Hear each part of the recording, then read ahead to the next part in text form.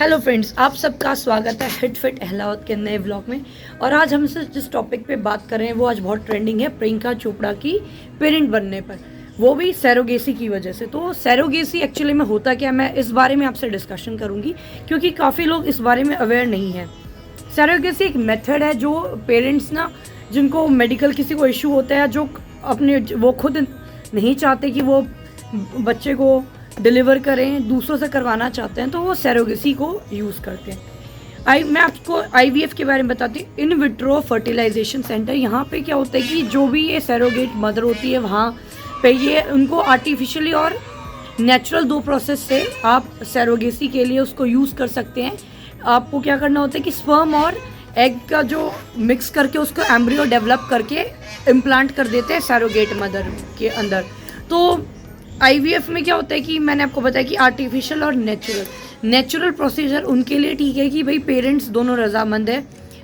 Father से भी sperm gain किया जाता है, मदर से। जब ओवुलेशन पीरियड स्टार्ट होता है तो एग्स ब्रेक डाउन होते हैं, वहाँ से वो एग लेके एम्ब्रियो बनाया जाता है, मिक्स करा जाता है स्पर्म के साथ, तब जाके लेडी जो भी सैरोगेट मदर होती है उसके अंदर इंसर्ट करती है। तो ये इंडिया में लीगल भी नहीं है, इलीगल भी नहीं है, इसके ऊपर अभी कोई लॉ पास नहीं हुआ है। तो वो पेरेंट्स इसको अडॉप्ट करते हैं जो नहीं चाहते कि उनकी लाइफ में बिजी शेड्यूल में, जैसे मोस्टली सेलिब्रिटी करते हैं, जैसे कि आपने देखा है प्रियंका चोपड़ा के केस में।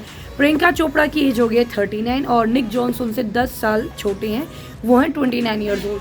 तो जहाँ तक ये गूगल रिपोर्ट और नेट पे अवेलेबल है कि भाई वो उनका शेड्यूल इतना बिजी रहता है और उनके लिए पॉसिबल नहीं है, क्योंकि ना एक सिर्फ कंसीव करना कोई इशू नहीं, कंसीव होने के बाद वो जो टाइम पीरियड होता है ना 9 मंथ्स, उसमें भी कॉम्प्लिकेशन आ जाती हैं। तो ये बताया जा रहा है कि ना उन्हें कोई फर्टिलिटी इशू नहीं है, लेकिन उनके बिजी शेड्यूल की वजह से उन्होंने एलए में, जहाँ पे वो रहती हैं अमेरिका, वहाँ पे उन्होंने एक सैरोगेट मदर एक एजेंसी के थ्रू ढूंढा। और सैरोगेट जो मदर थी वो उसकी 5th डिलीवरी थी। तो 5th डिलीवरी में उसको आज एक लड़की पैदा हुई और 12 वीक पहले वो बच्चा डिलीवर हो गया है।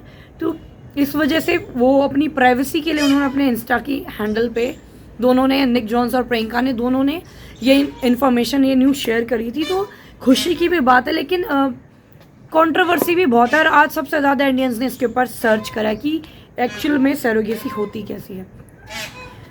और ये आज पहली बार नहीं है, इससे पहले भी काफ़ी सेलिब्रिटीज़ ने ये प्रोसीजर अडॉप्ट करके ही वो पेरेंट्स बने हैं। जैसे शिल्पा शेट्टी को भी कुछ टाइम पहले लड़की हुई थी, और सनी लियोन को जो 2 जुड़ा बेटे हैं, तुषार कपूर, काफ़ी सारे सेलेब्स हैं जो ये सब प्रोसीजर अपना रहे हैं। लेकिन ये नेचुरली भी मेरे को नहीं लगता कि कुछ ज़्यादा, मतलब आप अपनी प्रतिक्रिया ज़रूर बताइएगा कि आप लोग इस पर क्या सोचते हैं। मैं अपनी फीलिंग्स शेयर कर रही हूँ क्योंकि सबको बोलने का हक है, और ये चैनल हमने लोगों से इंटरेक्ट करने के लिए, अपनी थिंकिंग शेयर करने के लिए और उनकी थिंकिंग को जानने के लिए ही बनाया है।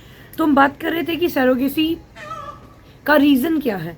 वैसे तो सैरोगेसी ना आईवीएफ में इसलिए इसको डेवलप करा जाता है, सैरोगेसी मदर्स इसलिए बच्चे डिलीवर करते हैं कि जिन लेडीज़ को कोई मेडिकल प्रॉब्लम है, जिनकी लाइफ को थ्रेट है कि ना भाई उनको कॉम्प्लिकेशन हो सकती हैं, तो वो जो कंसीव नहीं कर पाती, उनके पेरेंट्स को एक खुशी देने के लिए। क्योंकि देखिए फैमिली कंप्लीट तो बच्चों से ही होती है, तो एक वो भी लाइफ है। लेकिन मैं इस बारे में सोचती हूँ कि जो लोग, जैसे कि शिल्पा शेट्टी हैं, कितना मेंटेन करके रखती है अपने आप को, इतनी हेल्थ की, वो इतनी योगा करती है, उन्होंने अपनी बुक्स तक शेयर कर रखी है, इतनी ज़्यादा उनके चैनल्स चल रहे हैं। तो मुझे समझ में नहीं आया कि ना, आई थिंक पेरेंट बनने से ज़्यादा एज अ मदर मैं भी सोच रही हूँ कि ना वो एक अलग ही फीलिंग होती है। जो 9 महीने होते हैं बच्चा अपनी मदर के टमी में होता है, तो वो कनेक्टेड रहती है, हार्ट बीट कनेक्ट रहती है। तो वो दूसरे की जब टमी में, उसके बाद आप उसे कहते हैं कि हाँ भाई आप अटैच हैं, तो वो मेरे को नहीं लगता जो बिल्कुल जो हर्ट टू हर्ट वाली अटैचमेंट हो पाती होगी। लेकिन चलो ठीक है, सबकी अपनी मेंटालिटी और सबकी अपनी चॉइस, किसी के बारे में हमें कोई हक नहीं बनता कि हम किसी की लाइफ के बारे में कुछ कहें। सबके अपने ओपिनियन है, चॉइस है, तो उनको इस चीज़ से खुशी है। तो हम यही प्रे करेंगे कि भाई वो बेबी गर्ल है वो हेल्दी रहे, क्योंकि अभी वो प्री मैच्योर हुई है तो टाइम लगेगा। तो अभी कैलिफोर्निया के हॉस्पिटल में वो बेबी हुई है, तो पेरेंट्स उसके वहीं पे ज़्यादा बिजी हैं। लेकिन ये सोचने की बात है कि ऐसा भी कोई क्या बिजी हो कि वो अपने लिए टाइम नहीं निकाल पा रहे। तो कुछ अजीब ही है, लेकिन ठीक है, जो है सो है। तो हमने सैरोगेसी के ऊपर आज काफ़ी डिस्कशन कर लिया। जो लोग इस बारे में और ज़्यादा जानना चाहते हैं तो वो मैं कमेंट सेक्शन में बता सकते हैं कि आपको और किस तरह के टॉपिक्स के ऊपर बात करनी चाहिए। और तो हम डीपली इस टॉपिक के बारे में एक और बात करेंगे कि इंडिया में इसका क्या प्राइस है।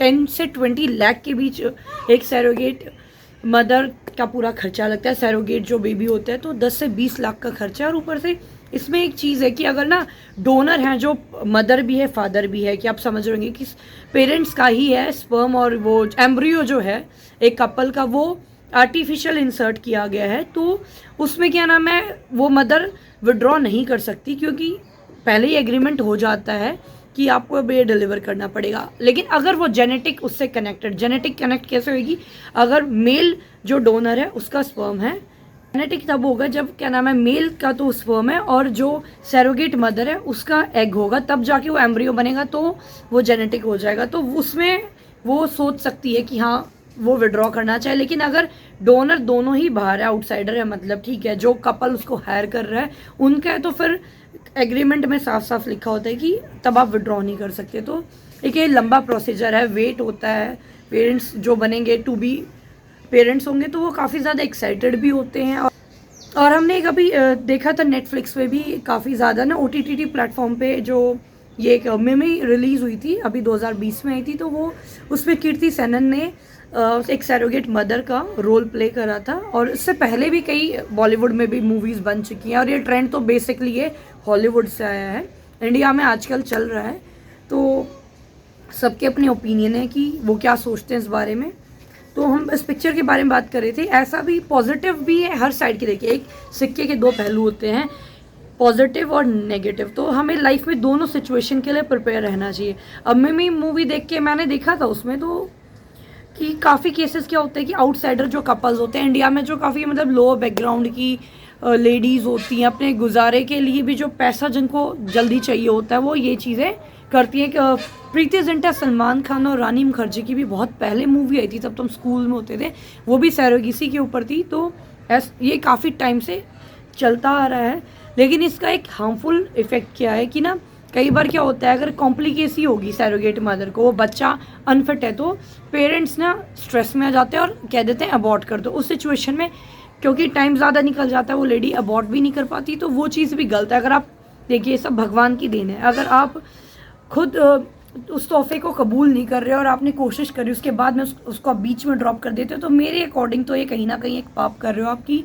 ठीक है, कई बार बच्चे, क्योंकि वैसे तो आजकल इतनी ज़्यादा साइंस आगे बढ़ चुकी है, हर 3-4 बार आपका ना अल्ट्रासाउंड में पता लग जाता है कि बच्चे के बॉडी पार्ट्स ठीक है। लेकिन कई बार क्या होता है, मेंटली डिसेबल भी हो जाए, तो आपको फिर सैरोगेट मदर के साथ ऐसा नहीं करना चाहिए कि आप उसको ना वहीं पे उसी हालात में छोड़ के कहीं पे भाग जाओ। तो ऐसा भी बहुत ज़्यादा केसेस में मेरी तो 2 तरह के ओपिनियन है कि ठीक है, आप ये प्रोसीजर अपना सकते हैं भाई, जो पेरेंट्स बनना चाहते हैं, जो मेडिकली नहीं हो पाता, जिन लेडीज़ के साथ ऐसी प्रॉब्लम है। तो सेकंड ऑप्शन, अगर आप कोई भी ना, मेरी तो अभी भी यही सोच है कि जितने भी शहीद हुए हैं हमारे देश में, जो सेना के लोग हैं, तो आप उनके बच्चों को अडॉप्ट कर सकते हो। तो एक ये पॉजिटिव काम होगा और अपना भगवान का दिया एक अच्छा उपकार वाला एक कार्य करोगे। और मोस्टली ना ऐसा नहीं कि गर्ल चाइल्ड को मैं ज़्यादा कहूँगी कि अडॉप्ट करना ज़्यादा बेहतर है। हाँ, लोग खर्चे से डर के वजह से शायद गर्ल्स को नहीं अडॉप्ट करते, लेकिन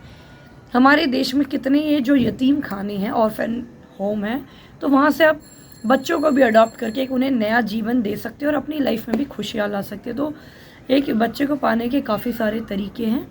तो आई विश भगवान ये सुख सबको दे, किसी को ऐसा मेडिकल प्रॉब्लम ना हो। लेकिन फिर भी जिनको होती हैं, तो IVF अपने इंडिया में काफ़ी ज़्यादा आजकल सक्सेसफुल है, काफ़ी अच्छे हॉस्पिटल है। IVF के बाद सैरोगेसी भी एक अच्छा ऑप्शन है। तो काफ़ी सारे ऑप्शन है, लेकिन थर्ड ऑप्शन ये भी है कि अगर आप किसी को अडॉप्ट कर लें तो वो भी एक अच्छी बात होगी। आप हमारे देश को आगे बढ़ाने में अपना इसमें भी योगदान दे सकते हैं। अच्छा, अगर आप अच्छी सोच रखते हैं, तब आपको ये स्टेप भी बिना हिचकिचाए ज़रूर आपको उठा लेना चाहिए। तो आई थिंक अब अंधेरा होने लग गया, मैं वॉक पे निकली थी, काफ़ी टाइम हो गया आप लोगों से बात करते। अब नेक्स्ट व्लॉग में आपसे जल्द ही मिलेंगे, तब तक के लिए अपना ख्याल रखिएगा, कोरोना से अपना बचाव करिएगा और अब हम जल्दी मिलेंगे। Thank you so much, bye bye.